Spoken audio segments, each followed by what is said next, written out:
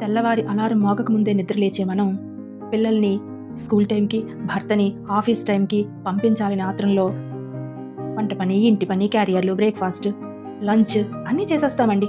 ఆదరా బాదరా తిరుగుతాం. ఏ ఒక్క పని కూడా మిస్ చేయము, ఒక్క నిమిషం కూడా లేట్ చేయము. కానీ మనల్ని లేజీ అంటారు. కానీ మనం లేజీయా అండి? మనం లేజీయేనండి. ఏ విషయంలోనే తెలుసా? ఇంటి బాధ్యతల్లోనూ, ఇంటి పనుల్లోనూ కాదండి.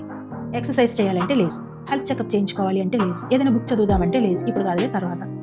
అందరి అవసరాలని చూసుకునే మనం మన అవసరాలు, మన కోరికలు, మన డ్రీమ్స్ ఏంటో తెలుసుకోకపోతే కాలం గడుస్తూ ఉంటుందండి. పిల్లలు పెద్ద అయిపోతారు, వాళ్ళ ప్రపంచం వారిది, భర్త బయట ప్రపంచంలో బిజీ, ఇంకా ఇంట్లో మిగిలేది మీరొక్కరే, మీరు మీ ఒంటరితనం.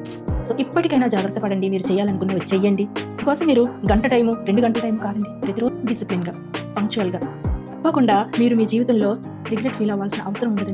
ఇంకా డీటెయిల్డ్గా తెలుసుకోవాలి అంటే కింద లింక్ ఇస్తున్నాను, తప్పకుండా వాచ్ చేయండి. రేపు మంచి వీడియోతో మళ్ళీ కలుస్తాను. వెల్కమ్ టు సైయూస్ మనసున మనసు.